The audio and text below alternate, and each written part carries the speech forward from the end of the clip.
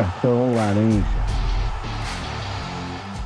Muito bom dia, muito boa tarde, muito boa noite a você que está ouvindo e vendo pela primeira vez o Cartão Laranja. Ainda não ao vivo, mas sim a cores. Este que vos fala sou eu, Everton Dertoli, e o meu parceiro vocês já conhecem. Fala aí, Guilherme Garbini.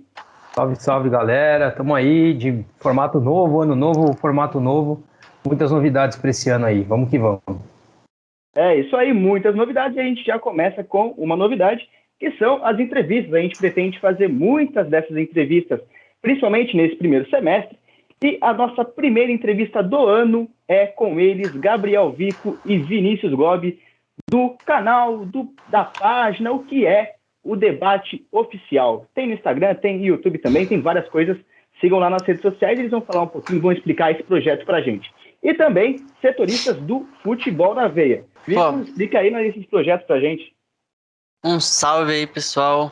Muito boa tarde, prazer. Eu sou o Gabriel Vico. A gente tem aqui primeiro um projeto que começou no Instagram, né? O Debate. A gente tem uma ideia, a gente cobre os 4 grandes de São Paulo. Agora a gente está começando a expandir um pouquinho mais para o futebol brasileiro em geral. A gente fala também das competições mais importantes, tipo a Champions League. Mas bem brevemente a gente pretende expandir um pouquinho mais também. A gente está começando a migrar agora para Twitch também. E o Twitter a gente tem também, mas a gente não movimenta tanto. A gente está começando aí a expandir a nossa ideia do debate. E tem uma novidade que não sei se pode soltar aqui. Manda mas bala. Que tá para soltar. Pode soltar, ô Gabi? Não, deixa no final, né, pra galera continuar. Demorou então. É uma boa, Criar uma aquele boa. suspense. Isso aí. Eles já conhecem como faz o suspense. A gente tem que Estão aprender treinados com os caras, já. viu, Guilherme? A gente tem que aprender com os caras. Já estão treinados. E, Gobi, o futebol na veia. Fica aí, Bom, primeiro, obrigado pelo convite aí, né, pessoal do Canal Laranja, certo? Cartão Laranja. Cartão Laranja. Cartão Laranja. Valeu, Everton, Guilherme. Boa noite para vocês. Então, como o Vico falou, o debate, né, a nossa página, primeiro era um grupo de amigos no WhatsApp mesmo, aí a gente começou a fazer análise cada um do seu time e agora já está se expandindo legal, mas depois a gente vai falar mais sobre isso. E no Futebol na Veia, eu e o Vico entramos, ele é um site, um blog de várias notícias que cobre todos os campeonatos do mundo, quase, né, Vico? Cobre campeonato pra caramba, e eu sou setorista do Palmeiras, eu comecei pelo Vasco, e agora eu já estou fazendo matéria para o Palmeiras, pré-jogo, pós-jogo e várias outras pautas, entrevista, cobri uma copinha aí, entrevistamos a garotada do Açu lá, o time que jogou contra o Palmeiras, do Rio Grande do Norte, que os jogadores do Palmeiras entregaram produtos, materiais esportivos, né, para a rapaziada do Açu. Aí eu conversei com o goleiro, fiz uma matéria bem legal lá. E tá o link das minhas matérias, das minhas notícias, tá no meu perfil também, se vocês quiserem seguir. vm.gob no Instagram. Já faz o seu jabá aí também, Vicão. A gente vai deixar tudo aqui na descrição do vídeo também. Eu também no Futebol na Veia eu comecei ali como setorista do Brusque, um pouquinho aleatório, um time um pouquinho aleatório aí, um time de menor expressão, mas ainda assim é um time de Série B que disputa a Copa do Brasil, se eu não me engano, quase eliminou o Corinthians ainda, inclusive na Copa do Brasil, há alguns anos. Mas agora vai crescendo. Agora eu saí do Brusque, tô na Chapecoense agora, um time ainda maior, né? E também todos os links tem tudo certinho lá no meu Instagram, que é gvico_. E ó, você que está estranhando algum áudio, alguma câmera aí um pouco estourada, a gente tem o que dá para fazer, né? Por hora não dá para a gente investir muito, mas a gente planeja aí nesses próximos meses ter um pouco uma melhora. Mas, galera, antes da gente entrar num assunto muito, muito legal, eu gosto muito sempre de falar, é o mercado da bola. Inclusive, vocês fizeram as possíveis escalações dos times nessa temporada, né? Quero saber um pouco dessa vivência de vocês no futebol na veia como setoristas, né? O Vico trabalhou como setorista do Brusque, um time ali da região do sul do país, e o Gobi aí com o Vasco e o Palmeiras, que são times maiores, né? O Vico agora com a Chapecoense. Ô Vico, você começou a cobrir o Brusque desde quando? Quando foi a época? Cara, eu não lembro o mês certinho, mas foi logo ali que teve aquele caso do julgamento de injúria racial, que foi até punido com 3 pontos. Pior que eu realmente não sei, acho que foi em meados de outubro, setembro, outubro, mais ou menos. Foi um momento difícil pro Brusque, né? Eu tentava achar alguma coisa para poder acompanhar melhor e só tinha gente xingando, não que eu ache muito errado, mas é, era muita gente falando ruim, falando mal, né, do time, da instituição em geral. Depois, quando teve o julgamento, que eles voltaram atrás e devolveram os 3 pontos, cara, eu particularmente não consegui nem acompanhar o julgamento, não consegui nem ver sobre os motivos que os caras voltaram atrás. Então, foi um momento bem complicado pro Brusque. E também é um time com pouca visibilidade, né? Então, eles ganharam essa visibilidade por conta desse caso de racismo, infelizmente, né? Então, querendo ou não, não foi uma experiência muito, muito bacana, não. E agora tá com a Chapecoense. Mas, o Gobi, já que você é setorista do Palmeiras, eu vou deixar o Guilherme fazer uma pergunta mais interessante para você. Então, Gobi, eu queria saber de você como é essa questão de apuração e sobretudo, de entrevistas. Se você já conseguiu ter acesso à assessoria do Palmeiras, porque eu sei, assim, a gente está dizendo de um clube maior, né? No caso do Brusque, digamos, de clubes menores, a gente consegue com mais facilidade chegar até os atletas, comissão técnica, enfim, alguém. Agora, quando se trata de clube maior, a gente sabe, para quem faz jornalismo ou quem conhece um pouquinho da área, sabe que se torna muito mais complicado a gente conseguir qualquer tipo de coisa, né? Qualquer informação do clube, é difícil a gente conseguir chegar sendo menor, né?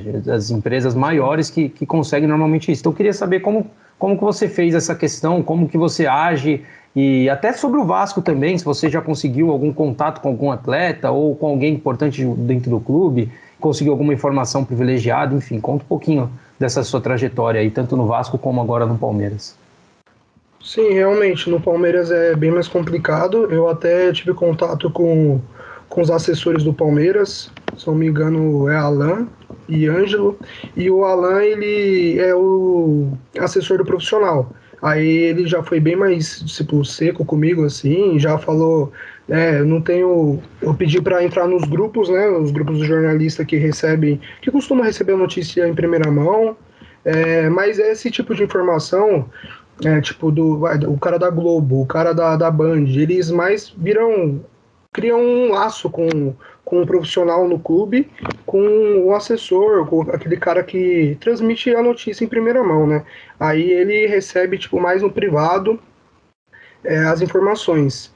Aí, nessa conversa que eu tive com o assessor do profissional do Palmeiras, ele já falou que os grupos de transmissão que ele faz, que ele envia as notícias, estavam cheios, lotados. Aí na Copinha eu conversei com o Ângelo, o assessor do Palmeiras também, que é do Sub-20, e o Ângelo eu acho que é o nome dele, se não me engano. E o Ângelo já passou pelo futebol na veia, ele já tinha sido setorista do Palmeiras. Então ele colocou eu lá na lista de transmissão, me mandava as escalações um pouco antes de ser divulgadas de fato, mandam as fotos, né? Porque as fotos só saem, a foto do jogo oficial só sai um período depois do apito final do jogo, e eles mandava a foto antes para mim, no meio da partida, que já a gente sabe que a gente que é setorista, eu Vico também, tem que entregar o pós muito rápido, né? E tipo, o fim do jogo assim, tem que entregar rápido. E é muito importante essas fotos serem enviadas antes, essas informações chegar rápido.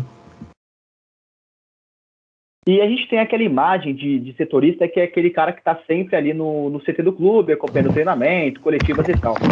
No seu caso, Vico, no seu também, né, Gobi? Você acompanha o Vasco. Como que é esse acompanhamento via remota, né, online? Como que é a coleta de informações? Como vocês fazem para apurar cada notícia? Então, atualmente, eu acho que até os portais maiores tá sem o acesso no centro de treinamento, né? Só fica no acesso aos jogos, alguns. E foi como o Guilherme Desculpa, Guilherme? Giovanni, Guilherme. Foi como o Guilherme falou. É muito difícil para a gente, que a gente sabe que a gente é um site menor, de menor expressão. Futebol na Via mesmo tem bastante anos aí já fazendo matéria, mas a gente sabe que é de menor expressão, então é bem difícil. A gente tem que ter contato, e chamando pessoas, conversando. E o meu caso é esse, pelo menos. No Vico eu não sei como é. Cara, então, mesmo eu trabalhando com o Brusque, um time de menor expressão, também foi bem difícil conseguir contato dentro da equipe, né? Eu tentei entrar também em grupos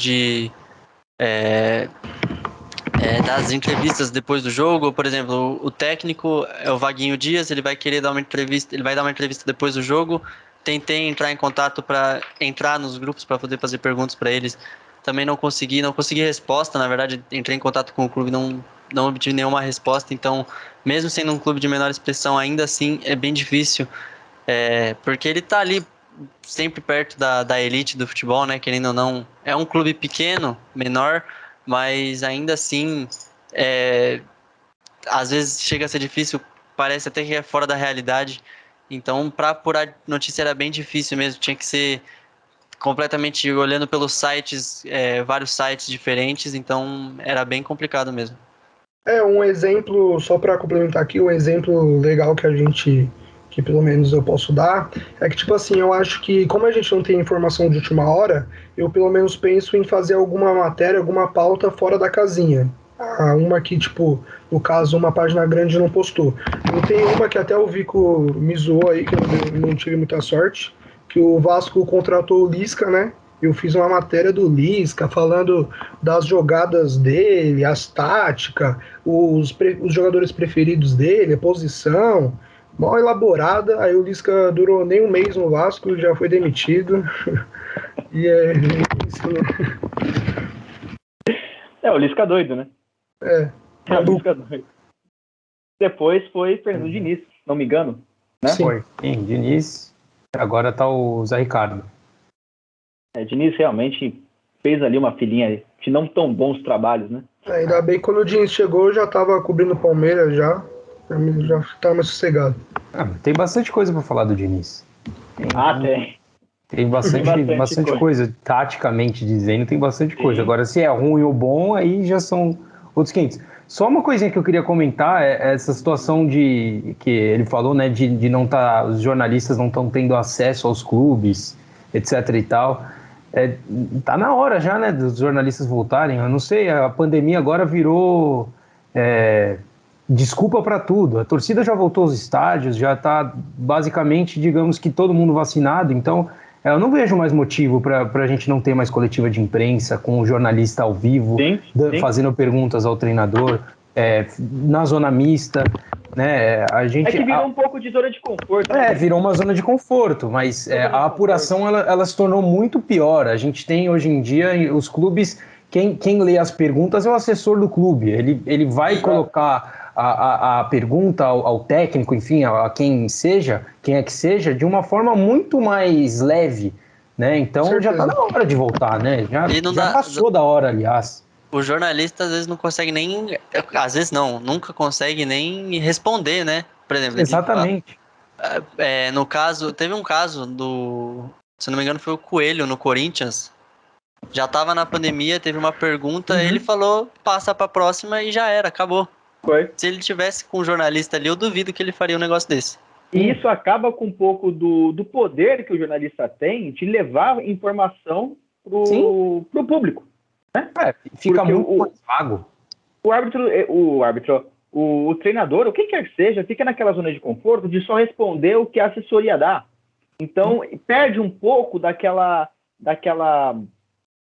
de instigar a mesma pergunta, né? De cutucar a ferida, que é o que o público quer. O público precisa saber, é o que a torcida precisa saber. Né? Porque se for para ficar passando pano, não tem porquê você ficar ali fazendo perguntas. Né? Você tem que saber o que ninguém sabe. E o que a torcida quer saber. Então, os bastidores, é o que acontece dentro de campo que às vezes não funciona. E se esquivar dessas perguntas, nesse momento, tá ficando cada vez mais fácil. De até às vezes, a gente tem técnico que vai na coletiva e solta uns números ou algumas falas que são mentirosas. E respostas prontas também, né? E que não se tem alguém ali para corrigi-lo, né? Isso acontece. A gente teve o Renato Gaúcho o ano passado inteiro pelo Flamengo, né?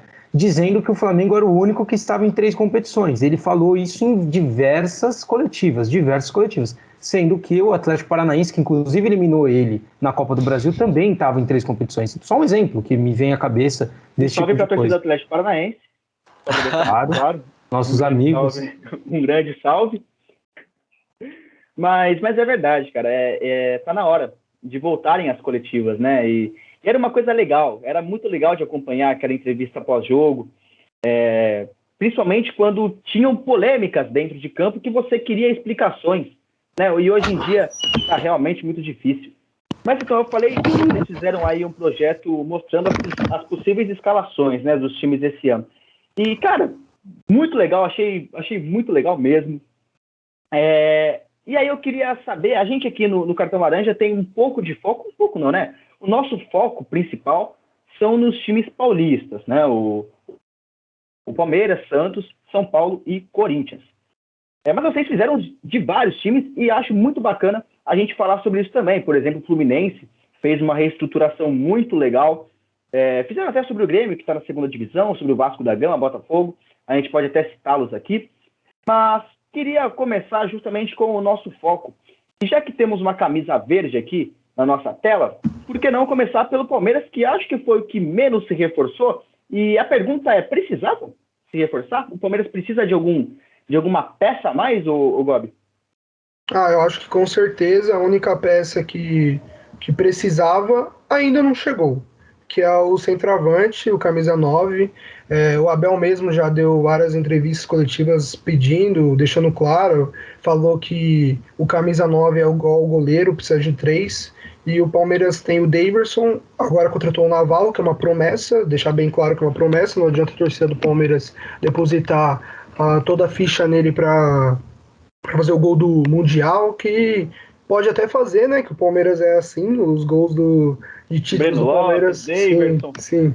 Mas não tem como jogar toda a responsabilidade no menino, né? E o Rony centralizado, que foi como o Abel usou, mas ele deixou bem claro que é improvisado. Referente às contratações do Palmeiras, eu gostei das contratações, todo mundo que veio eu gostei. Parte da torcida criticou bastante o Marcelo Lomba, eu também não sou muito fã dele, só que eu entendi que foi uma oportunidade de mercado ali. É bom ter um goleiro veterano na ausência do Everton, que vai ser muito utilizado aí em ano de Copa do Mundo. Mas o que a torcida do Palmeiras espera é o 9. O Palmeiras só fez contratação para compor o elenco, né?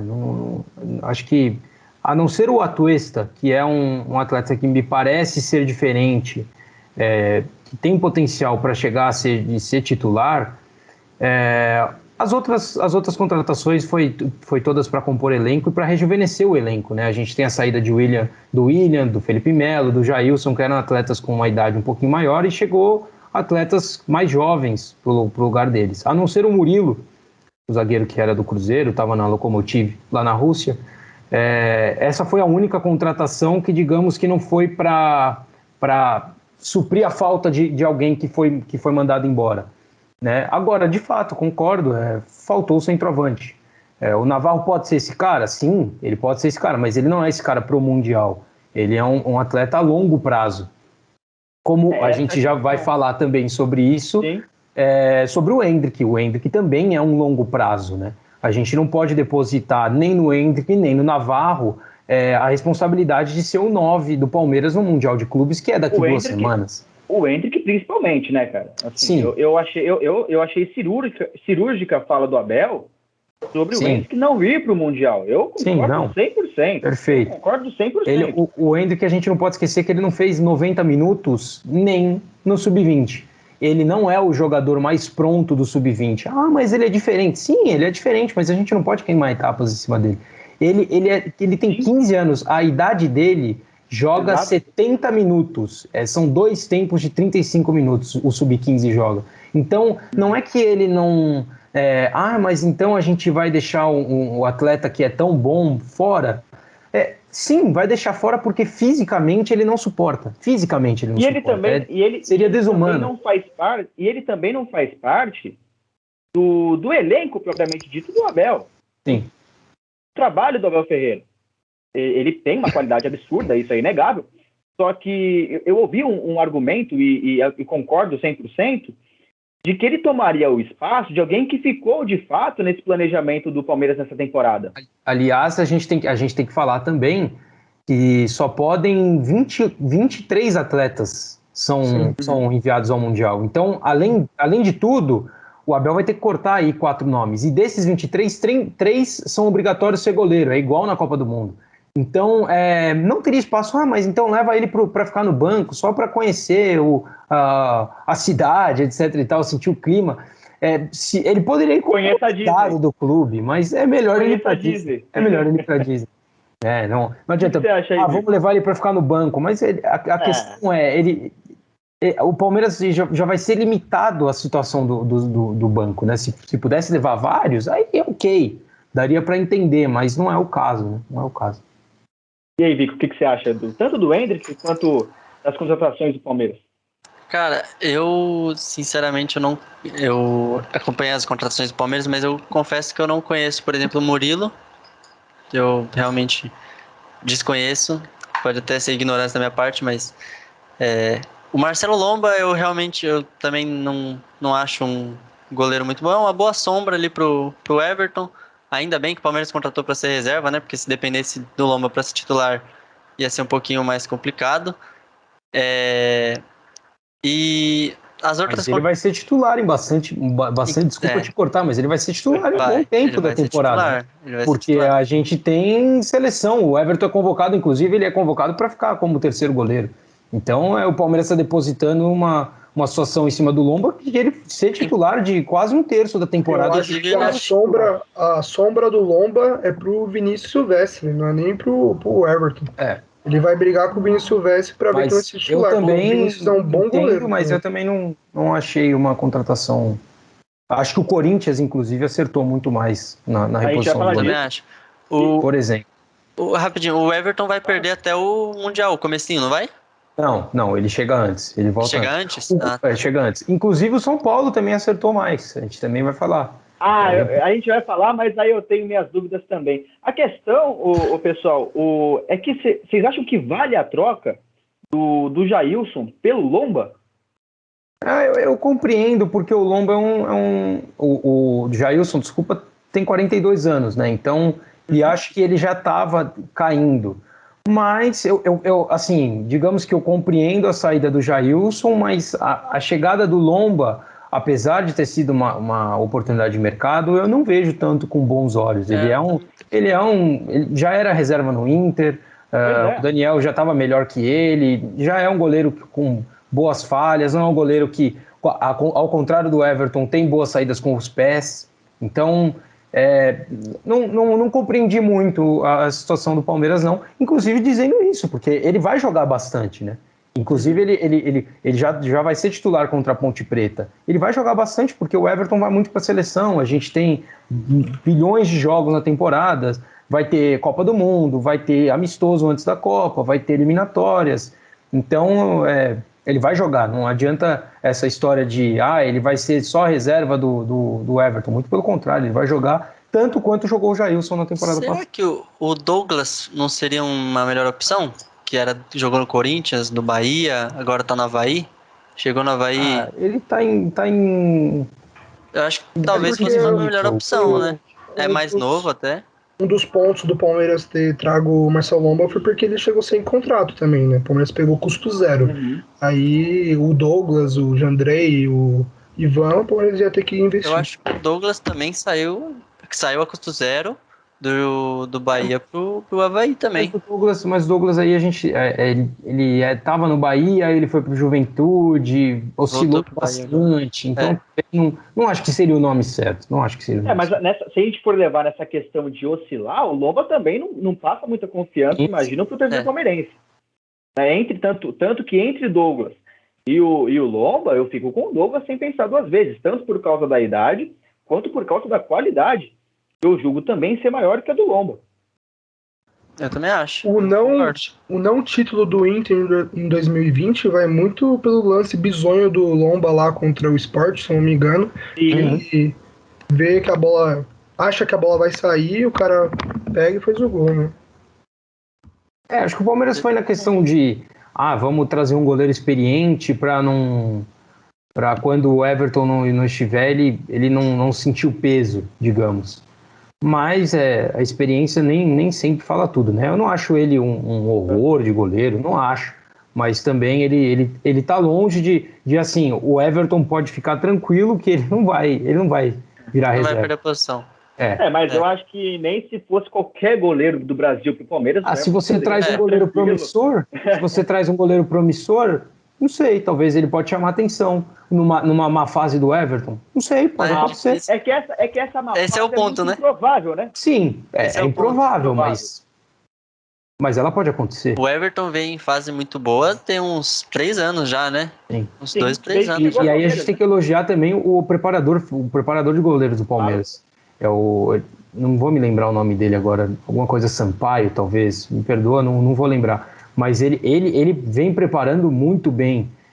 O Everton, a gente pode dizer que ele era bom quando chegou no Palmeiras, mas ele se tornou excelente quando ele já estava no Palmeiras, né? Então ele evoluiu muito, tanto no jogo com os pés, como embaixo das traves, saindo do gol. Eu acho que ele chama muita atenção em todos esses aspectos e muito por isso.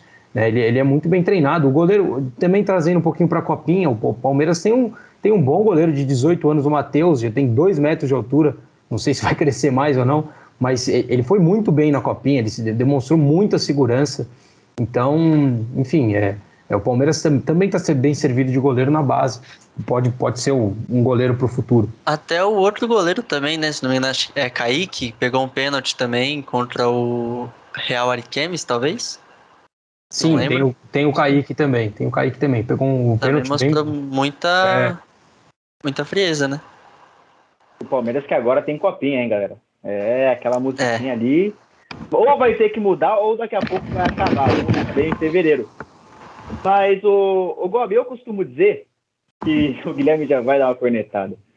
Eu costumo dizer que São Paulo tem... O estado de São Paulo, né? Tem o goleiro com melhor saída de bola do Brasil e também tem o goleiro com a pior saída de bola do Brasil, que é o Thiago Volpi, na minha opinião. Eu acho a saída de bola dele horrorosa, horrenda.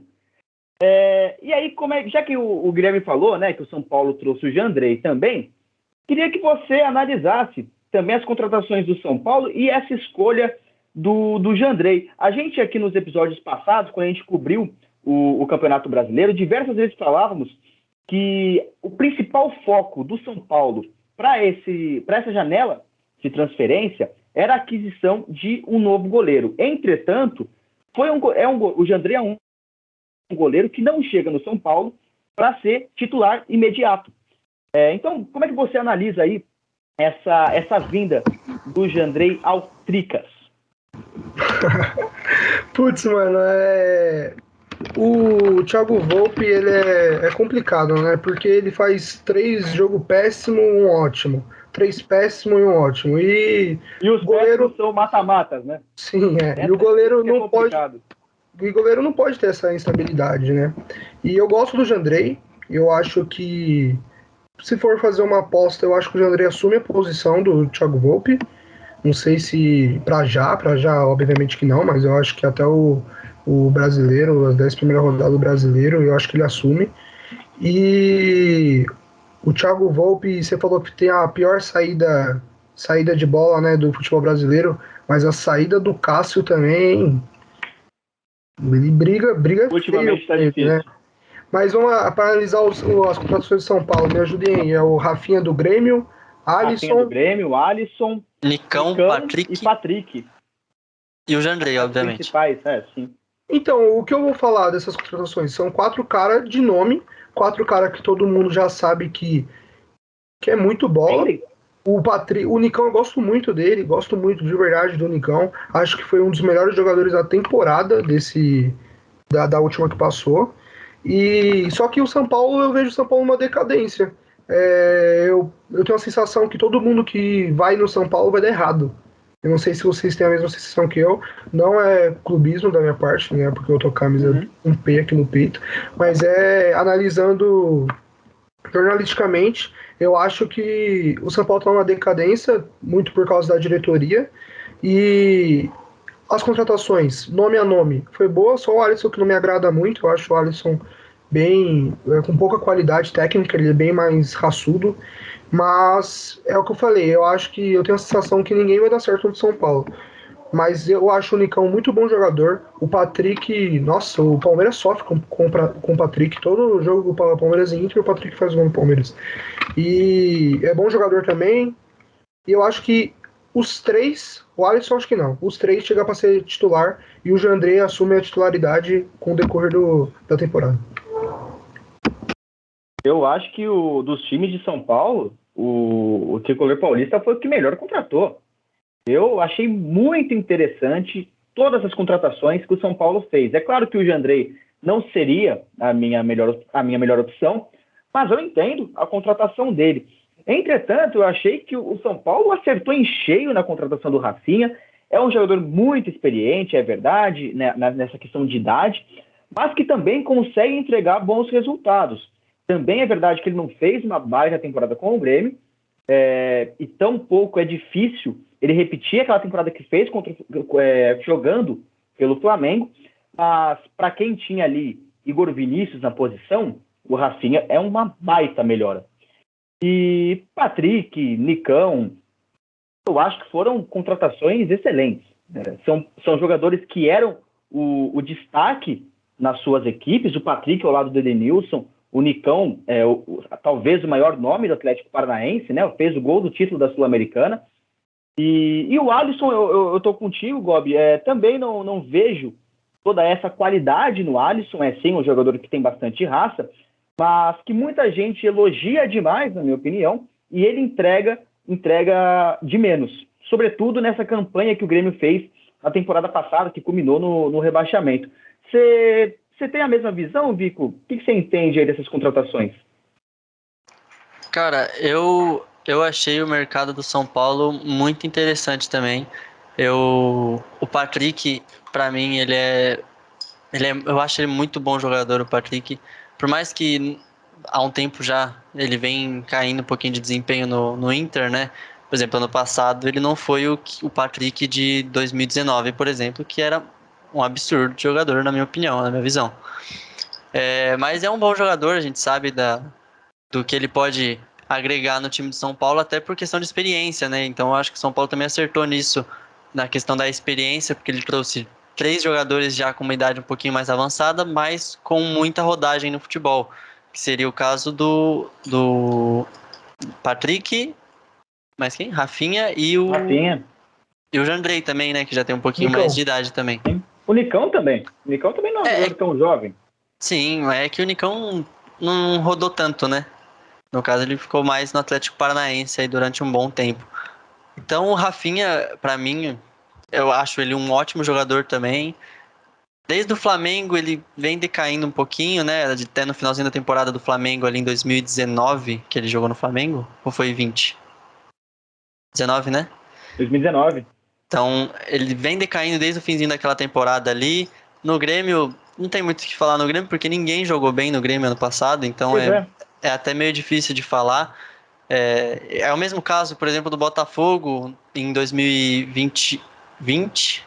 Cara, tô todo perdido com esse negócio da pandemia. Em 2020, com o Botafogo também é a mesma coisa.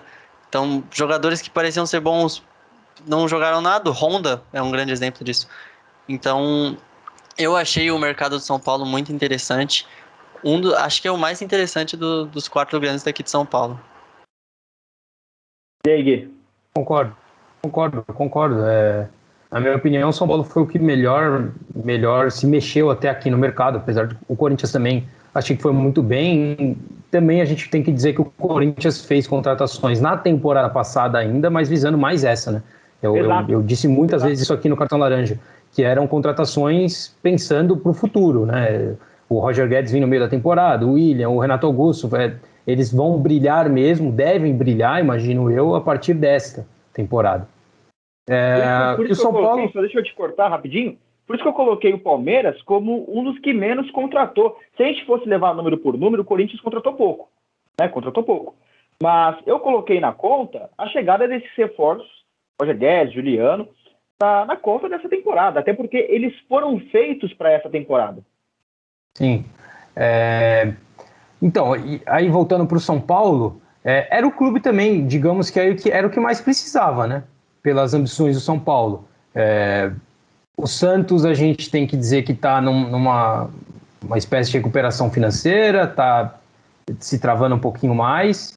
E aí o São Paulo, o Rafinha achei muito boa contratação, até discordo um pouco de vocês, achei que ele foi bem sim no Grêmio, não achei que ele foi mal assim. Ele foi um dos que mais deu assistência no Campeonato Brasileiro do ano passado, e inclusive jogando muitas vezes pela esquerda, então eu não acho que ele tenha feito um campeonato ruim. Jogou bastante jogos também, mas ele tem 36, 37 anos, mas ele jogou bastante. O que interessa é a quantidade de jogos, se ele aguentou a quantidade de jogos. E tem liderança. Então o Rafinha aprovei e muito. O Patrick aprovei e muito. Achei que foi uma belíssima contratação. Para mim foi a melhor. Aliás, o Rogério até disse que pretende utilizá-lo como um meia por dentro, né? E não como um ponta, como ele vinha jogando no Inter. Mas ele também no Inter já havia jogado algumas vezes. Sim. Por dentro. E com qualidade. E digo que gosto, prefiro ele por dentro mesmo. Acho que é interessante o Patrick nessa posição. O Alisson, também vou discordar de vocês, acho que foi uma oportunidade de mercado, e todo técnico gosta do Alisson, porque é um jogador muito tático, é um atleta que ajuda muito o time taticamente, e todo time tem um Alisson, todo time tem um Alisson. E acho que o São Paulo agora achou um Alisson, e vai ser interessante, acho que vem para compor elenco, evidente que ele não vem para ser titular. O Nicão, aí eu vou ter que também ser um pouquinho chato, achei que o São Paulo gastou muito pelos valores que giraram aí. O São Paulo também não está numa situação financeira tão boa assim, para a gente só ficar batendo palma para as contratações, não. Igual o Corinthians. É uma situação parecida com a do Corinthians. É clube que deve para atleta, é clube que deve para jogador que já saiu, é clube que paga salário de jogador que está no Barcelona, que é o caso do Daniel Alves. O Santos, então? Então, assim, o Nicão é bom jogador, evidente, mas o São Paulo tem que tomar cuidado com isso também. E acho que o Nicão é uma contratação que talvez poderia ter sido evitada. Se a gente pensar num time titular do São Paulo, eu não coloco de primeira o Nicão como titular. Eu não coloco de primeira. Ele citou o São Paulo ainda está pagando salário pro Daniel Alves, inclusive há um tempo atrás estava pagando salário até pro Diniz. Até alguns meses atrás ainda pagava o salário pro Diniz porque ele era CLT. Então... E o Crespo colocou o São Paulo na justiça há pouco tempo. Então, assim, a gente também não pode só ficar batendo palma para a contratação. A gente tem que também olhar para a situação financeira do clube para não acontecer o que aconteceu com o Cruzeiro, ou o que acontece com o Vasco, ou o que aconteceu com o Botafogo. Enfim. Quando eu digo... Pode falar. Quando eu digo que o São Paulo está numa decadência, é por causa desses quesitos que eu tô falando, que parece que o São Paulo está fazendo caminhos largos à tragédia. Realmente aconteceu o pior com o clube. Não, mas a questão da contratação do Nicão, eu acho que ela se fazia muito presente no São Paulo. E com muita necessidade. Porque a gente criticava muito a falta de meio-campo do São Paulo no Campeonato Brasileiro do ano passado, né? A falta de criatividade.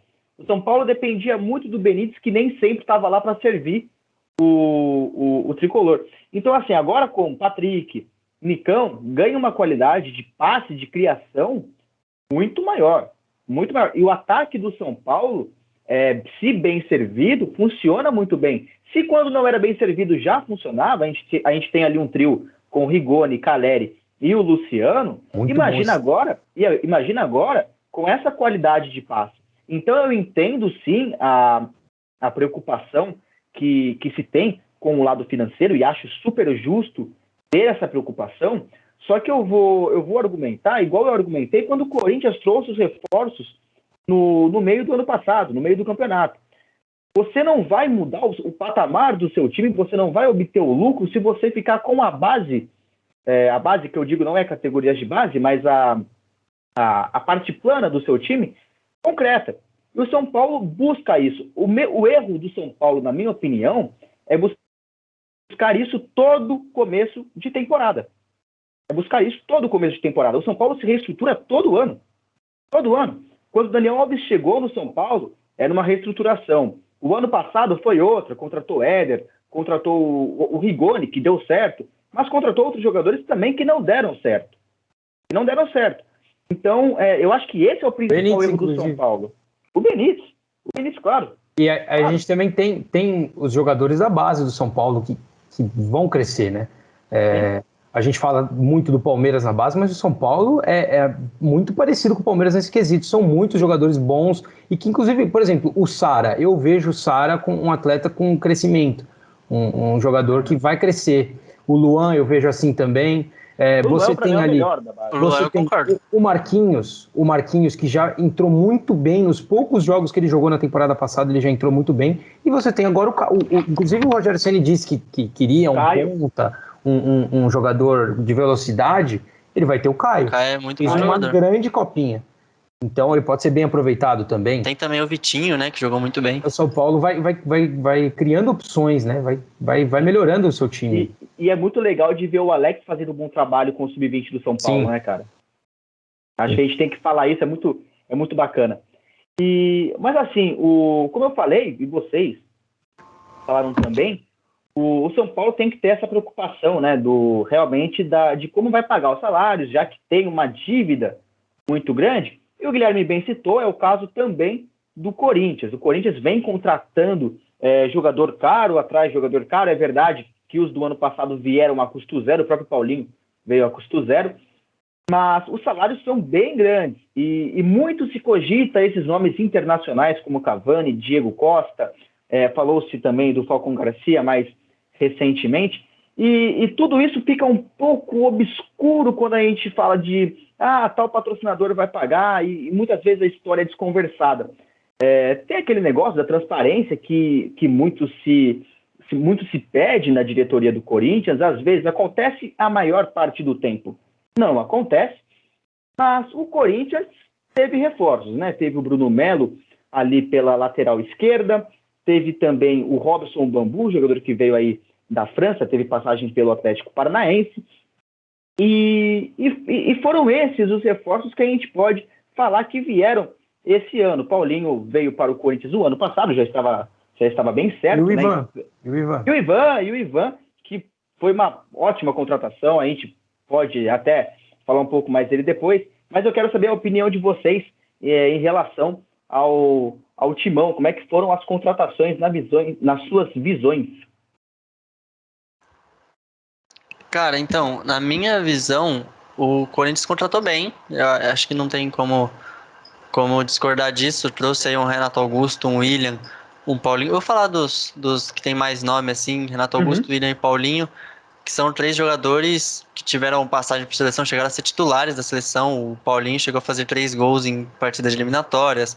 Renato Augusto fez o gol contra a Bélgica na Copa do Mundo. O William chegou a ser até camisa 10 da seleção. Então, são jogadores que tecnicamente podem entregar muito para o Corinthians.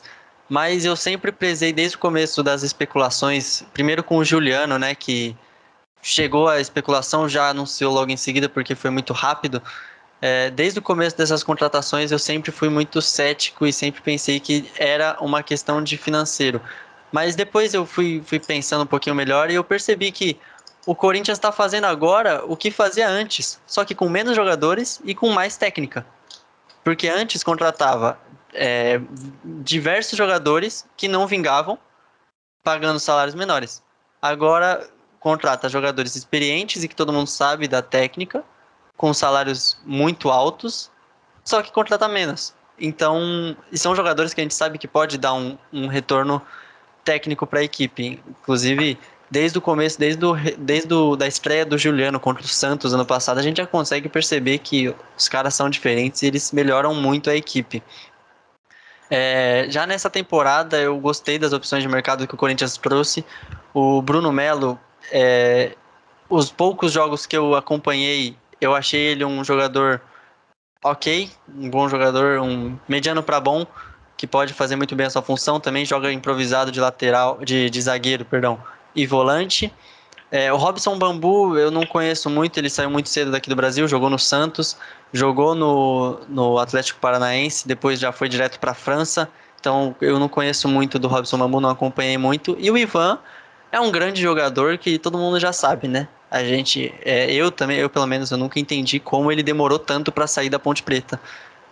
Já tem aí alguns 5 anos, pelo menos, que ele é especulado em times grandes. Foi especulado antes no Corinthians, acho que no Palmeiras também foi, no São Paulo ele foi bastante especulado. Sim.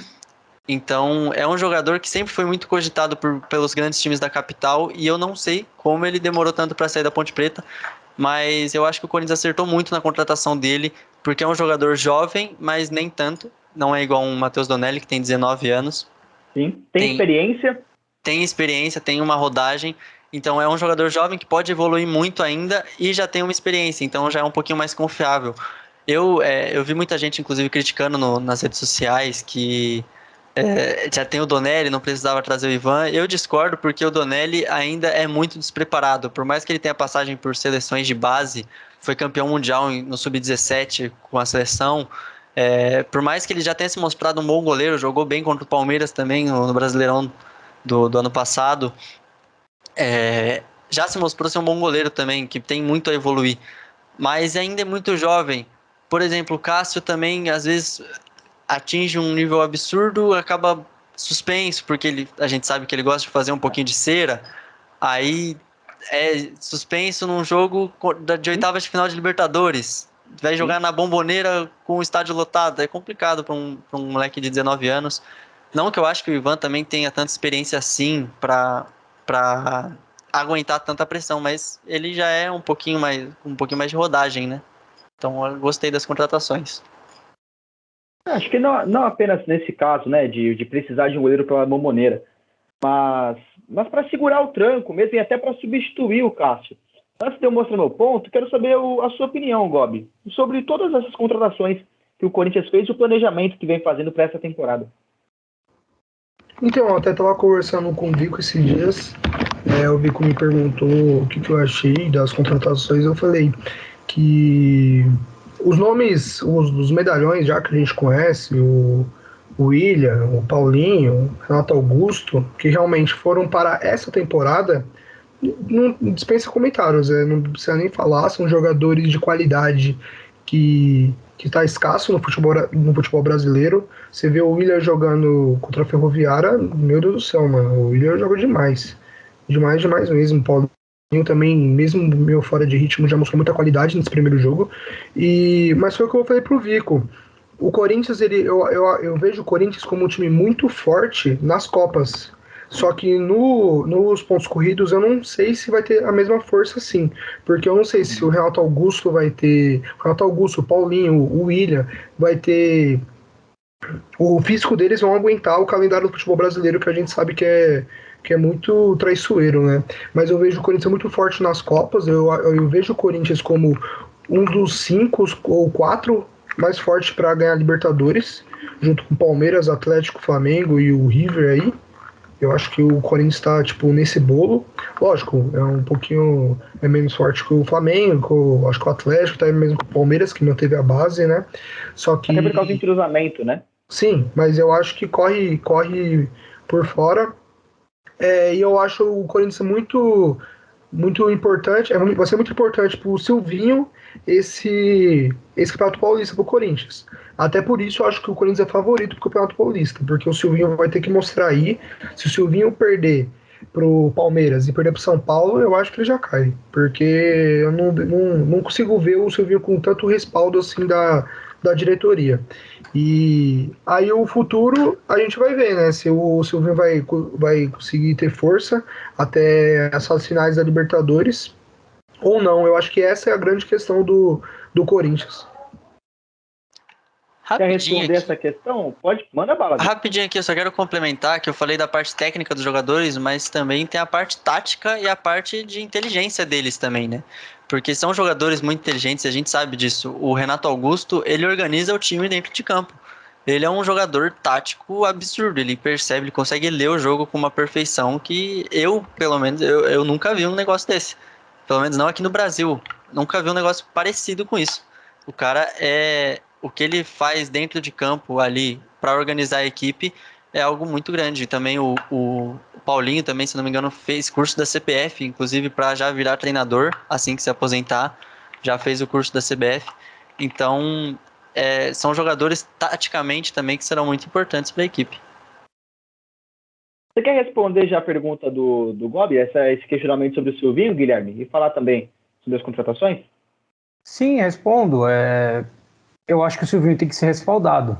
Não dá para a gente, como por exemplo, o Corinthians empata com a Ferroviária em casa e as pessoas já pedirem para mandar embora o Silvinho. Se ele ficou até aqui, agora é a hora dele ser respaldado. Os atletas ainda estão entrando em ritmo. A gente não pode considerar esses primeiros jogos. E a gente também está falando de atletas com mais idade que demoram um pouquinho mais para chegar nesse determinado ritmo que a gente está falando, né? Então acho que ele tem que ser respaldado. É evidente que até um ponto que se talvez não desse certo o trabalho dele, aí sim ele tem que ser mandado embora. Mas eu não acho que isso ocorra de primeiro, assim. Acho que isso demora um pouquinho para acontecer. Acho que ele vai ser respaldado, a não ser que aconteça algo muito surpreendente. E as contratações, a gente está falando de um time muito bom, né? A gente está falando de um time e agora de um elenco mais reforçado.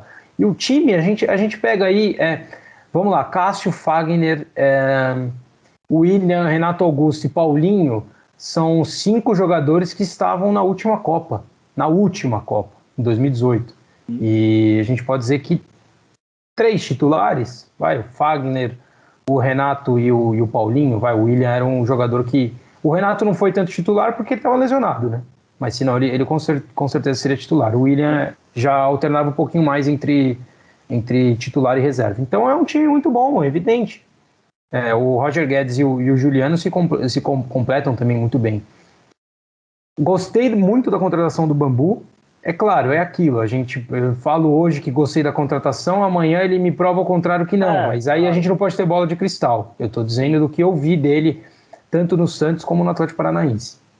É um zagueiro mais rápido, que é o que eu acho que o Corinthians vai precisar. Acho que Gil e Fábio Santos vão sofrer um pouco mais, porque a gente está falando de um time que tem que jogar para frente. De um time que tem que jogar com a bola, de um time que tem que atacar. Não pode ser o Corinthians que foi denominado nesses últimos anos como um time que joga menos com a bola e é mais vertical. Tem que ser um time da posse de bola. Porque os atletas pedem isso, a qualidade técnica dos jogadores pedem isso, né? O estilo de jogo deles. O Renato Augusto é um jogador de bola, com a bola no pé. Ele é o atleta da organização, aliás, muito bom. Reforço tudo que o Vico disse. O Renato Augusto dispensa comentários, é chovendo molhado dizer sobre o Renato Augusto. William, Roger Guedes são jogadores que vão precisar da bola, não é atleta de contra-ataque, né? O Paulinho não é um jogador de contra-ataque, ele é um jogador de aparecer na área, e para ele aparecer de forma surpresa na área, você tem que ter um time que trabalha mais a bola, um time com triangulações, e é esse que tem que ser o Corinthians. Então eu acho que o desafio do Corinthians se passa muito nisso, de se transformar uma filosofia, digamos, acho que pode dizer isso, de um time mais reativo para um time com futebol mais posicional, com um time com mais posse de bola. Então acho que o principal desafio está em cima disso, mas evidente. E aí quando eu digo de elenco, eu coloco aí, vocês citaram muito bem que talvez os jogadores não vão aguentar a temporada porque o calendário é absurdo, mas você ganha Adson como um reserva, você ganha o Rony como um bom reserva. Você ganha o Mosquito, você ganha o GP. Então são jogadores que vão conseguir rodar muito bem e você conseguir suprir a falta desses outros, dos maiores, em algumas partidas. Então acho que o Corinthians está num caminho de se juntar assim a Palmeiras, Atlético e Flamengo. Você falou aí de que tem que ter muita triangulação, e é verdade, esse time do Corinthians requer muita triangulação, só que é aí que, na minha opinião, foi o maior erro da diretoria do Corinthians nessa janela de transferência, que foi ter mantido o Silvinho. Concordo com você que o empate contra a Ferroviária não foi um jogo para você já pedir a cabeça do Silvinho, só que a questão é que a torcida corintiana ela já vem tendo um caso de não tanto amor e ódio, mas só essa segunda parte, com o treinador. Muito pelo campeonato que ele fez com o Corinthians. E aí você pode falar de resultados. o Corinthians se classificou dentro do G4, uma coisa que não fazia há muito tempo, é verdade. Só que se a gente for analisar dentro de campo, eu acho que a gente muitas vezes tem que analisar o futebol não apenas com números. A verdade é que o time não evolui, não vai para frente, não tem triangulação, só tem uma formação, que é toda vez o 4-1-4-1, né? O Corinthians não tem variação de jogo, não tem variação tática, não faz jogadas, e eu acho que esse sim foi o maior erro da diretoria. É claro que não trazer um atacante que o Corinthians necessita há quase 4 temporadas é um erro gigantesco, mas que pode ser corrigido com a contratação de nesses próximos dias ou meses, né? A janela fecha em abril. Mas eu acho que o Silvinho, sim, ele tá com uma pegada de que qualquer tropeço ele cai. Qualquer tropeço ele cai, porque ele não tem a moral da torcida. Ele pode ter o respaldo da diretoria. Só que a pressão do torcedor, querendo ou não, é muito grande. É muito grande. E as críticas feitas a ele não são sem pé nem cabeça. É claro que às vezes exageram um pouco, mas eu entendo. Eu entendo, porque o time faz pouco. Essa é a questão. Para quem se estruturou tão bem, se a gente for analisar, pegar só tecnicamente e taticamente os jogadores que contratou, o Corinthians rende muito pouco. Aí quero saber de vocês, se vocês concordam. Eu acho que é muito cedo para falar isso. Você está falando, o Corinthians não rende, você está pegando a temporada passada. Mas se pegar a temporada passada, a gente está pegando o William, que jogou 3 jogos, 4 jogos, o Roger Guedes, que tinha acabado de chegar, o Renato, que ainda tinha problema físico. Então tem que esperar. E, aliás, essa situação do atacante é jogar muito para a torcida, né? Essa história já deu de jogar para a torcida, de que vai contratar um nome de peso. Já deu, Duílio, já deu. Essa história de Cavani, a não ser que eu esteja muito errado, o Cavani não vai vir. O Diego Costa não vai vir. O Corinthians também fala muito mais. A gente não pode esquecer da situação financeira do Corinthians também, que é preocupante, né? Que vem gastando muito, por mais que é verdade o que o Vico disse, mas aí a gente também já está falando de muitos salários altos, né? Se lá atrás era o William, Renato e o Roger Guedes, enfim, agora a gente já tem o Bambu, que chega na Europa, a gente tem talvez esse centroavante, o Paulinho, então já vai se criando muito, muito atleta para um time tão endividado como o Corinthians, né? Então a gente tem que tomar cuidado com isso também. Mas agora dá para jogar sem esse 9, né? Aí sim eu concordo nessa questão do Silvinho, de ficar preso a uma forma só de jogar. Dá para jogar sem esse 9, são muitos jogadores com qualidade técnica, dá para você jogar de uma forma com jogadores sem uma posição fixa, com o William e o Roger Guedes flutuando, e o Paulinho, que aparece muito bem como um atacante, aparecendo em algumas jogadas por ali. Então dá para jogar sem esse 9. Não é uma necessidade tão grande assim do Corinthians. Aliás, porque se trazer esse 9, vai ter alguém aí que vai ficar no banco. Quem vai ficar no banco? Aí vão criticar. O Juliano vai ficar no banco. O problema é porque aí você cria um problema que é o seguinte: se você coloca um jogador desses no banco, você tem um banco de reservas qualificado. Sim, mas e a questão do grupo? Como é que fica a questão do grupo? Como é que esse jogador vai lidar ao ficar no banco? São outras questões. Aí a questão o Juliano fica no banco, aí vai no outro dia, a torcida fala, não, o Juliano não pode ficar no banco. Mas quem tira o Juliano não ficar no banco? Então, esse é um porém de você ter tantos jogadores de nome. Isso aí, inclusive isso é um dos problemas que o Corinthians pode ter caso precise revezar. Vai precisar revezar o elenco por conta do aperto no calendário de muitas competições, enfim. E isso é um problema. Se jogar com os 5, Juliano, Renato, Paulinho, Roger Guedes e William. Se jogar com esses 5, quando for revezar, quando for entrar com o time em reserva, quem que substitui para armar o time é um problema. Porque o Corinthians não tem um meio armador reserva. Nesse caso seria o Juliano, na minha visão. Mas não tem outro. Tem o Luan, só que o Luan a torcida já não tem muita paciência mais por estar aí 3 anos já falando, muita gente acreditando, e quando ele tem oportunidade ele não aproveita. aí usa o Watson, que na minha visão rende mais pela ponta. O GP e o Mosquito são 2 pontos, então não entra na discussão. Então acho que ficaria bem complicado utilizar todos esses jogadores aí. Ô Gobi, você com essa belíssima camisa alviverde, você conhece bem o Ricardo Goulart, né, que esteve no seu time. Vou fazer esse link mesmo, do nada, porque está na hora da gente falar do Peixe, né, do Santos, que também fez as suas contratações. O Bauerman aí chega como zagueiro. Vocês até colocaram uma zaga com 3 defensores, né, na página de vocês, com as escalações. Quero que você me diga um pouco sobre o Ricardo Goulart, porque ele foi especulado também no Corinthians, como esse centroavante. Foi especulado também no Fluminense e, por fim, chegou ao Santos. Para mim foi uma ótima contratação do Santos, sem dúvida o melhor nome da temporada santista, tem tudo para dar certo no Santos, né? E queria que você me dissesse um pouquinho das suas expectativas para esse jogador. Eu concordo com você, Everton. Eu particularmente gosto muito do Ricardo Goulart. Na época que ele veio para o Palmeiras, eu me iludi muito.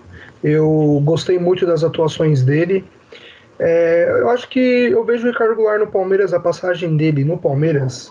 Se for definir o jogador, eu acho que foi azar que ele teve no Palmeiras, porque ele se mostrou querer vir pro Palmeiras, ele até fez uma graça lá, recebeu uma carta no hotel falando vem pro Palmeiras, ficava postando enigma nos stories, e quando ele chegou no Palmeiras, ele jogou algumas partidas na Libertadores e ele foi muito bem, fez, eu acho que, eu não vou lembrar de cabeça, mas fez uma média de gols razoável, uma média de gol bom, desculpa, porque ele, mesmo com poucos jogos, ele foi muito bem.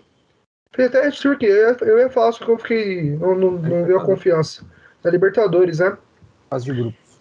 Isso. E quando ele teve a lesão, o melhor a ser feito era ele sair mesmo, porque o salário dele era o maior do elenco, e ele ia ficar tratando, não ia jogar, já sabia que não ia jogar, e ele voltou, e foi essa passagem curta de Ricardo Goulart no Palmeiras.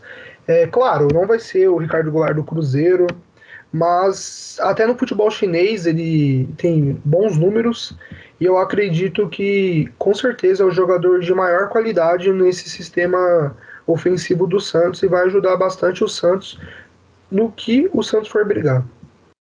E sobre o Eduardo Bauerman eu também gosto, viu? É bom jogador, fez um bom Brasileirão no América Mineiro e tem muita força em bola aérea, e eu acredito, como está lá no debate, que vocês podem conferir lá, vai ser titular, ao meu ver. E rapidinho aqui, só para passar a informação que o Gobi falou, o Ricardo Goulart teve 4 gols em 12 jogos pelo Palmeiras. É uma média aí, um gol a cada 3 jogos. Não é tão boa. Mais ou menos, sai. Ele tinha feito mais gol. Ele tinha feito mais eu também imaginava que ele tinha feito meio gol. Que jogou muito pouco, né? Sim, foi pouco. Sim. Mas deixou uma boa impressão. Eu acho que, eu não sei se a maioria é o torcedor, porque o torcedor do Palmeiras é difícil. Mas, pra mim, eu gostaria desse nome hoje. Se o Palmeiras contratasse o Ricardo Goulart, eu aprovaria.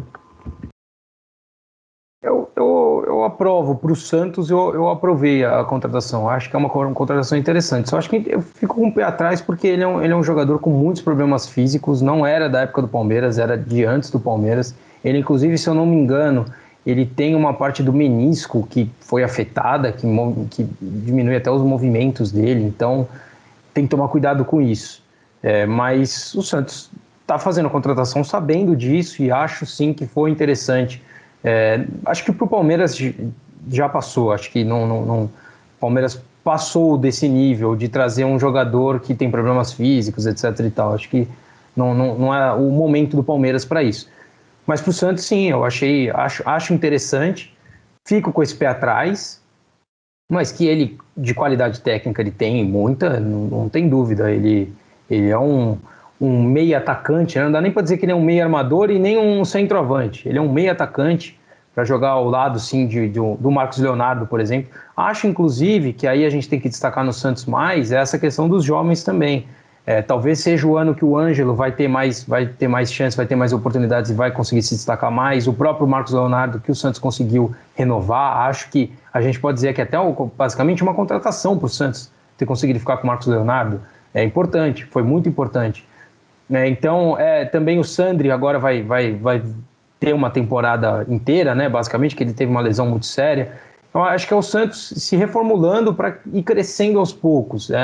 Está fazendo um caminho interessante. Não é um time que vai chegar para brigar por títulos, mas está fazendo um caminho interessante para chegar para as próximas temporadas. E talvez aí sim, com mais estrutura financeira, conseguir chegar e conseguir algum título, enfim. Essa é uma pergunta interessante. Rapidinho, só para completar, que o Santos ele é um time que aí sim a gente pode dizer que está se preocupando com dívidas. É um time que o presidente conseguiu negociar algumas dívidas, o Santos já pagou algumas dívidas que tinha, com a dívida do Soteldo, ainda da contratação do Soteldo, enfim, o Santos tinha muitas dívidas, então eu acho que o Santos está arrumando a casa para aí sim começar aos poucos, fazer contratações, enfim, conseguir ir melhorando o time. Então acho que passa muito por aí a análise do Santos. Você falou das expectativas para o Santos nessa temporada, né? Se cabe a gente discutir título ou não. Ô Vico, você acha que a expectativa para o Santos nesse 2022 é conquistar algum caneco ou é se manter na Série A igual foi no ano passado? É verdade que o Santos, no final ali, na reta final do campeonato, teve uma boa sequência de jogos, inclusive ultrapassou o São Paulo, né? Ficou melhor colocado do que o São Paulo, mas a gente tem que lembrar que foi um brasileiro dificílimo da equipe santista, né? Então, você acha que vai caber alguma disputa por título ou a disputa é realmente por mais uma permanência na Série A? Na minha visão, o Santos ele não briga por nenhum dos dois diretamente.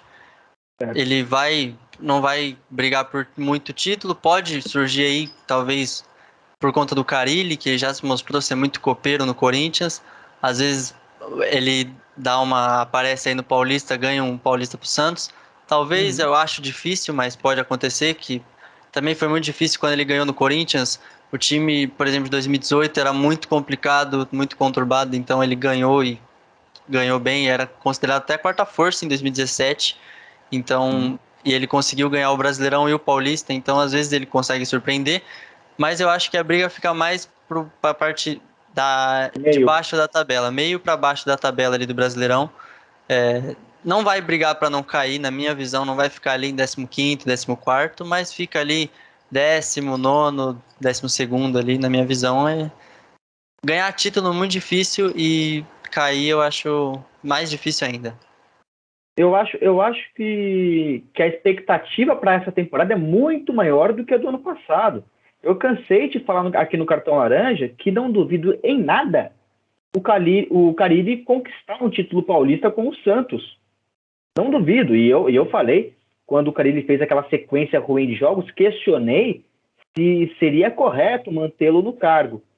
Mas que nunca duvidei da capacidade dele de ganhar, por exemplo, um Campeonato Paulista. Acho sim ele um técnico muito limitado mesmo, tanto no Corinthians quanto agora no Santos, mas não descarto a possibilidade em nenhuma circunstância. Ô Gobi, qual é a sua visão sobre essa temporada que se aproxima, né, que agora se inicia para o time santista? Eu concordo com o Vico. Eu acho que o Santos vai brigar pelo meio da tabela, pode até beliscar um G8 aí, né? Porque agora a Libertadores tá fácil, né? Tá fácil. O São Paulo não conseguiu, né? Mais ou menos. Tá fácil pra... Não, brincadeiras à parte... Pra quem se classifica, né? Então, se você fizer uma boa temporada, você consegue classificação, né? O América Mineiro fez uma temporada boa, de altos e baixos, e conseguiu a classificação. Mas eu acho que eu vejo o Santos bem forte na Sul-Americana também. Por que não, né? Sul-Americana que fica mais complicado esse novo regulamento da Sul-Americana. De fato, agora só classifica... No grupo só classifica o primeiro. O Corinthians até não conseguiu, né? Foi eliminado da última vez. Mas eu acredito que se o Santos cair num grupo fácil e tiver sorte pelo caminho aí nos adversários, eu acho que ele vai longe. O Santos é difícil de prever, né? O Santos. Toda temporada a gente fala, putz, agora vem esse time, agora o Santos vai lutar para não cair. Aí vai lá, faz uma temporada boa. Até a temporada do São Paulo, que foi vice, muitos falavam no começo da temporada que o Santos seria rebaixado, que lutaria para não cair. Então eu vejo o Santos um time muito imprevisível e acredito que se fizer a temporada de acordo com o que eu enxergo, os nomes, né, por nome, quando a gente lê do 1 a 11, eu acredito que o Santos pode ficar no G6 ali e conseguir até brigar por título na Sul-Americana. Fui além do Vico, então, né? E você, Guilherme? Vai com quem aí? Acho que o Santos é mais ou menos por aí. Acho que o Santos consegue sim uma boa campanha no Paulista. Acho que pode conseguir o título. Mas o resto da temporada pode conseguir sim uma Libertadores no Brasileiro. Afinal, a Libertadores, todo mundo vai para a Libertadores, então é possível que consiga, porque a gente também não está falando de um time tão ruim. Tem o Marinho até não sei se vai ficar ou não, mas exatamente, não foi. E tem outros jogadores ainda. Tem outros jogadores interessantes, mas não vai brigar por título, mas também não vai cair. Né? O Santos, como é um time que vocês bem falaram, às vezes surpreende, vai que surpreende, às vezes pode conseguir alguma coisa numa Sul-Americana ou uma Copa do Brasil, enfim. Mas repito, o Santos está trabalhando para nos próximos anos aí sim voltar e chegar muito bem para disputar os títulos daqui para frente, arrumando a casa, né, nesses últimos anos, né? Ano passado já foi assim, esse ano também vai indo aos poucos, vai subindo e vai evoluindo aos poucos. Só que algo que eu questiono muito depois do Rueda. Ele sai agora no final do ano que vem, se eu não me engano, no final de 2023. Depois Perfeito. dele, será que Aí é que tá. O sucessor vai seguir os passos? Essa é uma incógnita. Sim, isso é um fato. Até porque a gente pega o Santos, né? Quanto jogador que o Santos vendeu e vendeu bem, e cadê esse dinheiro? Cadê o dinheiro do Rodrigo? Cadê o dinheiro do Gabigol? Cadê o dinheiro do Neymar? Talvez já tá um pouquinho longe, mas Bruno Henrique? Enfim, Bruno Henrique não foi tão bem vendido assim, mas também é uma boa, não deixa de ser uma venda interessante. Enfim, é aquilo, se você não souber o que fazer com o dinheiro, ele vai embora. E um exemplo muito bom disso é o Flamengo, né? Que ele começou a reestruturação aí no começo da última década. E o Palmeiras. O Palmeiras também começou uma reestruturação, mas eu acho que o Flamengo é um exemplo mais nítido que parece que foi mais instantâneo, né? Então, o Palmeiras ainda chegou a cair ali, chegou até ser campeão da Copa do Brasil em 2012, né? Mas o Flamengo começou uma reestruturação ali por volta de 2012, 2013, e aí em 2018 já estava na semifinal da Copa do Brasil, já estava brigando aí por título no Brasileirão também. É que o Flamengo ele lucrou mais com a venda de jogadores, né, do que o Palmeiras. Foi. Ele teve Vinícius Júnior, Paquetá, Renier foi muito bem vendido também. Agora tem também, acho que o Lincoln também foi bem vendido, por mais que o Santos está trabalhando em cima disso.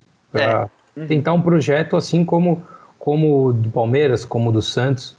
E hoje a gente não tem perspectiva nenhuma de que... desculpa te cortar até. Não. Até a gente não tem perspectiva nenhuma de que o Flamengo vai ficar com algum time ruim nos próximos anos. Exatamente, eu ia passar exatamente por isso. Pode terminar. Porque o time é muito bom, tem muito dinheiro em caixa, o time é muito bom, então os jogadores que estão ali, se forem vendidos, vão ser vendidos por muito dinheiro. E aí vai ficar nesse ciclo infinito, né? Se tiver administração, né? É a mesma perspectiva do Palmeiras. A gente não olha nem para Palmeiras nem para Flamengo, que, aliás, uma boa contratação do Flamengo foi ter renovado com a Arrascaeta, de um jogador absurdo de bom, muito bom, e que já está lá, ele já é certo, né? A gente tem que colocar assim, o Palmeiras, por exemplo, ganhou 2 Libertadores seguidas e não vendeu ninguém, a não ser o Vinha, que é um ponto fora da curva nessa história, porque ele basicamente já ia sair antes mesmo de ter vindo para o Palmeiras. O Palmeiras não vendeu ninguém, tá todos aí, né? E renova contrato, e faz contrato bom, com multa alta, Então, é um trabalho muito bem feito a longo prazo. E aí a gente também tem os garotos da base, né? A gente tem, daqui a pouco, talvez, Danilo e Patrick de Paula, enfim, os jogadores que estão agora indo para a Europa, mas tem uma outra safra chegando para substituir. O próprio Hendrick vai valer milhões. Então, e tem muito dinheiro envolvido nisso. Então, é um projeto que, a não ser que façam muita coisa errada, a perspectiva é que continue. Não estou dizendo que vai ganhar tudo, não é isso. Claro, mas é que vai continuar. Vai brigar sempre. Vai continuar brigando por estar entre os grandes. Diferentemente, por exemplo, só para trazer um exemplo ao contrário, o que aconteceu com o Corinthians em 2015. Que ganha super bem o brasileiro e o time é desfeito de uma hora para outra, que todo mundo foi para a China. Né? Então, e ninguém sabe onde está o dinheiro, né? Até hoje. Exatamente. E não é desmerecendo a competição, falando da Copinha. O Palmeiras, em especial, foi muito importante essa Copinha por não ter nenhuma.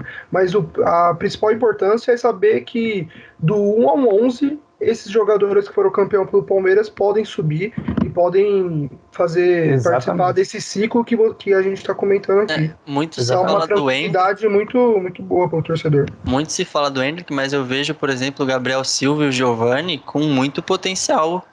O Naves Giovani, também é um zagueiro. Muito bom, o Giovani e o Fabinho. Eu destacaria. Fabinho também. É que a gente vai acabar destacando o time todo. Não tem como deixar de dizer do Garcia e do Vanderlan também, que eu acho que inclusive eles podem já fazer parte do time, do time profissional. Enfim, é um time. Também. Quem? Então, eu falei, tava mutado. Eu falei, eu gosto bastante do Jonathan também, que é pouco falado. O Jonathan, taticamente, assim, ele é espetacular. E é um jogador raro, né, no futebol brasileiro. A copinha que ele fez taticamente foi absurda. E tecnicamente também, ele foi importante em vários lances do Palmeiras. Ele participou de muitos gols, com assistência, com chute que ele deu, foi rebote, enfim, ou até com gol também. Então, foi um time muito bom esse do Palmeiras na Copinha, muito bom. Aliás, foi o time que terminou o Brasileiro no ano passado e que venceu, terminou invicto, né? O empate e 2 vitórias, ganha do Ceará, ganha do Cuiabá, empata com o Atlético Paranaense, né? Então, jogando o time nos profissionais. Então, é um time muito bom mesmo. E isso também mostra uma reestruturação muito importante feita no Palmeiras ali na base, que desde 2015 vem organizando tudo certinho e de lá para cá tem mais de 100 títulos, né, em todas as categorias. Exatamente, é projeto. Futebol é projeto, já era e a partir desses últimos anos vai passar a ser cada vez mais. Galera, tô vendo aqui que a gente tá com mais de 1h20, ou quase 1h20 de conversa. 1h19, tá dando agora. 1h19, pô, bastante tempo, mais até do que eu esperava. E, cara, quero agradecer muito a presença de vocês, Gabriel Vico, Vinícius Gobi, Futebol na Veia, Debate Oficial. A gente vai deixar novamente todos os links aqui na descrição do YouTube. Se você está ouvindo no Spotify, vá para o YouTube imediatamente e vá seguir esses caras. Nos sigam também nas redes sociais, Cartão Laranja. A gente também pode deixar aqui, né, Guilherme? Já vamos deixar fácil para ele. E, pessoal, muito obrigado mesmo, de coração. Espero que vocês tenham curtido esse papo com a gente aqui e se despeçam aí do nosso humilde público. Bom, primeiro, obrigado a vocês aí, foi muito bom. Pô, dá pra fazer esse programa semanal, hein, Vico? Uma ideia boa, flui bastante, um monte de coisa pra falar. E vai rendendo, você nem vê o tempo passando, né? Só pra apresentar o nosso projeto principal aí, que é o Instagram, né, a página, @debate.ofc. A gente faz cobertura em loco lá, vai cobrir agora. A notícia que o Vico ia dar no começo é que... qual que é a cidade de vocês aí? Eu não conheço. Região que vocês moram. Eu sou de Mogi das Cruzes. São Paulo. Então, aí eu vi que somos de Suzano, né? E aqui agora tem um time ascensão da nossa cidade, que é o ZAC, União Suzano, que foi campeão da B1, que é a 4ª divisão do Campeonato Paulista. E você deve conhecer, né, Everton? E agora subiu para A3 e a gente conseguiu fechar uma parceria bem legal aí com o time, que não tem muito veículo de comunicação que cobre diariamente esse time, e o Debate vai cobrir diariamente o ZAC, vai nos jogos, credenciado, vai ter acesso também a matéria, a reportagens, entrevista, e vai ser bem legal aí. E a gente também faz cobertura no Brasileirão Feminino, em loco, a gente acompanha o Brasileirão Feminino inteiro, fomos na final também, que o Corinthians sagrou campeão. E convidar a galera lá para seguir a página, tá bem legal. O pessoal vê, a gente posta todo fim da semana o boletim do mercado da bola também, que é contratações do mundo todo, né? E obrigado aí, galera, foi bem legal. Tamo junto. Pô, muito obrigado aí pelo convite. Só tenho a agradecer. Isso aqui foi um papo. Até melhorei intelectualmente aqui com vocês. Foi muito bom. Muito obrigado pelo convite aí. Vamos para mais aí. Vamos para outros. Se quiser convidar de novo, a gente tá aí de novo semana que vem, amanhã. Quando quiser, a gente tá aí. Então, só chamar. E aí. E é nóis. Valeu, muito obrigado. Vamos lá com vocês também. Não, Vico, já deixa o meu convite aqui em nome do debate. Vocês têm a página do Cartão Laranja também? Sim? Sim, temos. Então, quando quiser, vamos fazer uma live lá também no Instagram. Demorou? Vamos. O convite já foi pra cima. Uma coisa. Já ficou bem certinho. certinho. Demorou. Guilherme, quer se despedir também? Só agradecer a eles mesmo, o apoio aí. E deixem o like, se inscrevam no nosso canal, segue eles nas redes sociais, façam tudo certinho. Vocês estão aí, ó, 1h20 de episódio. Se vocês não deixarem um like que é menos de meio segundo pra dar, é brincadeira, né? E se inscrever no canal também. Isso aí. É isso aí, galera. E como sempre, depois de ter dito tudo isso, só me basta dizer, falou.